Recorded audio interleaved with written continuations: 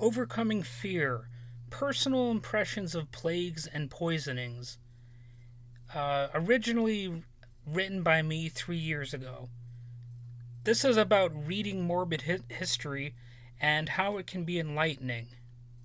So, the picture I use in the video here is of Lucrezia Borgia, accused of being a poisoner.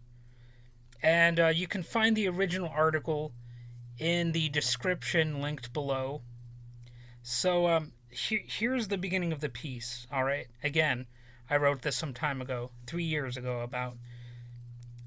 It sounds bleak, but let's face it, there are so many ways to die. It can require mental skill and determination to not be afraid. One of the ways one could go, death by poison. It's one of the oldest tricks in the book, actually.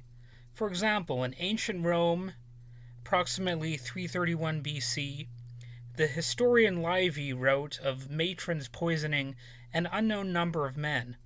Apparently, 170 of these women were ultimately arrested, though many details are quite unclear. However, Livy stated that their actions suggested madness rather than felonious intent. Whatever the case, such acts link with our general fear of death. In fact, if we're paranoid enough, it seems anyone can poison us at any time. In fact, pollution is no doubt poisoning people's lungs as I write this, or in this case, say this. The trick is to be aware of this, but not overly paranoid and depressed. So, as I speak these morbid things, know that I'm not just trying to frighten you. I'm just talking about reality. Ironically, one way I overcome fear is by immersing myself in it. I watch true crime shows and read similar books and news articles, and I watch horror movies and sometimes write about horror movies as well.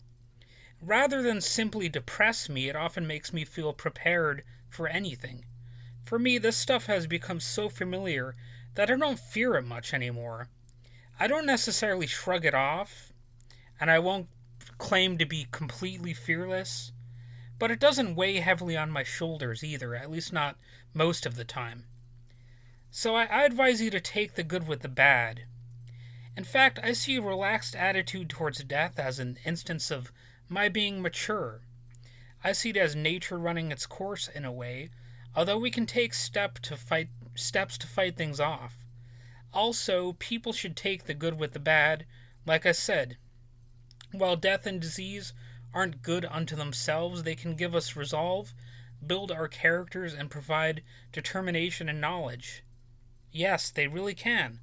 For example, some of the most harrowing, inspiring ordeals involve disease, and they become legendary. Much like poisonings, they have a powerful influence on human society. One can look at the mid-1300s, when Giovanni Boccaccio, I'm probably mispronouncing that, but he wrote this about the plague in his city of Florence. Quote, "The violence of this disease was such that the sick communicated it to the healthy who came near them, just as a fire catches anything dry or oily near it. And it went even further. To speak or go near the sick brought infection and a common death to the living. And moreover, to touch the clothes or anything else the sick had touched or worn gave the disease to the person touching." Not exactly worded the greatest way, but you get the point, and it's pretty gruesome stuff, right? While his bleak experience does have a bright side, it influenced him to write the Decameron, which likely influenced Chaucer's The Canterbury Tales. So as you can see, there is already some positive aspect to this madness, at least for fans of classic literature. Meanwhile, although the plague lacked felonious intent, it no doubt inspired people to fight it as an enemy. People certainly sought ways to combat such diseases and gradually demystified the process.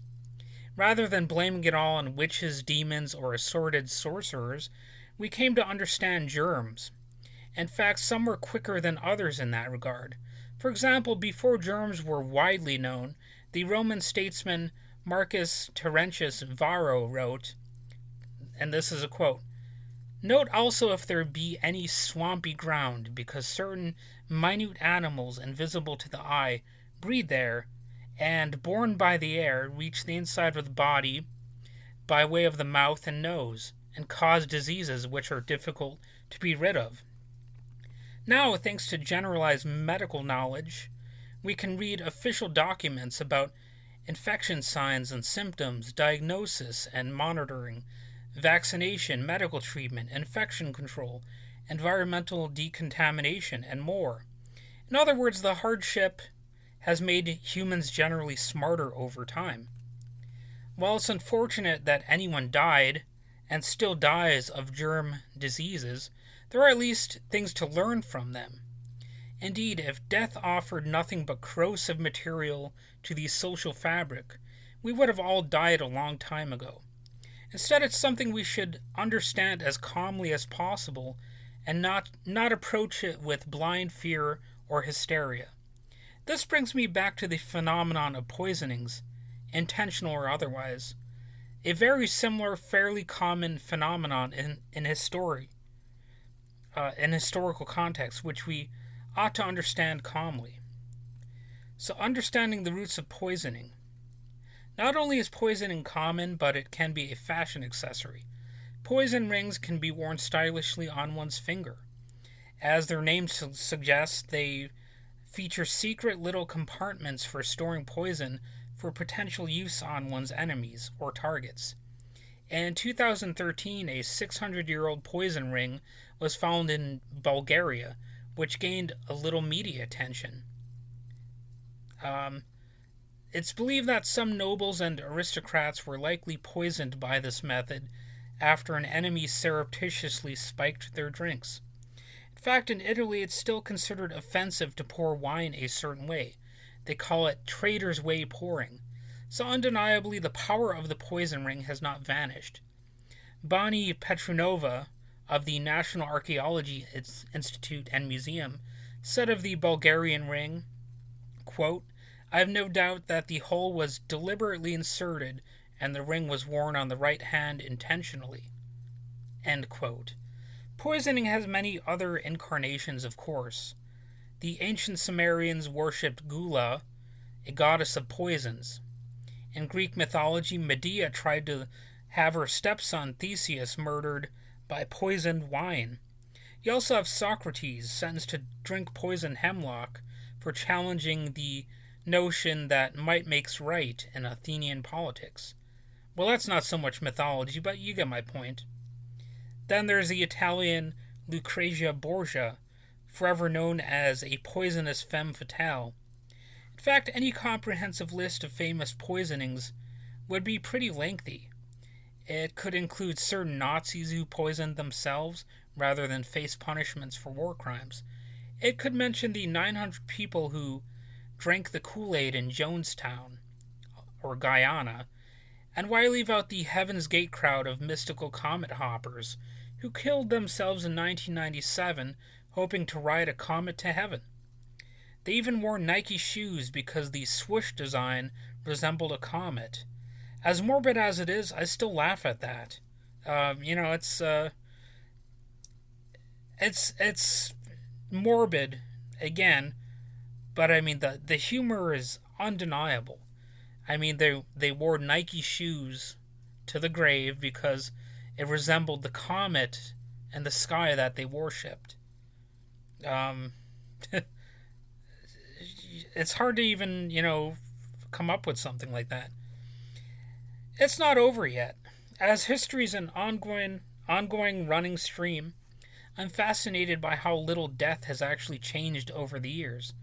Disease and intentional poisonings and other murders are always possible in this world. In fact, the issues function remarkably well as windows into world history. There are practically endless ways in which these things impact human existence, our politics, media, religions, languages, etc. Diseases and poisonings have changed history forever, and will likely continue doing so. The past never truly relinquishes its influence. You should read about these fascinating things sometimes. If you do, your initial feelings of being morbid may eventually even wane. You might see that this stuff is simply interesting, no matter how one slices it. Life leads to knowledge, but so does death. So read on while you can. So anyway, that's the article. I kind of flubbed a few lines, obviously, and I did make a few little mistakes when I originally wrote this, but I think it's a pretty good piece overall, flaws aside. So let me know what you think.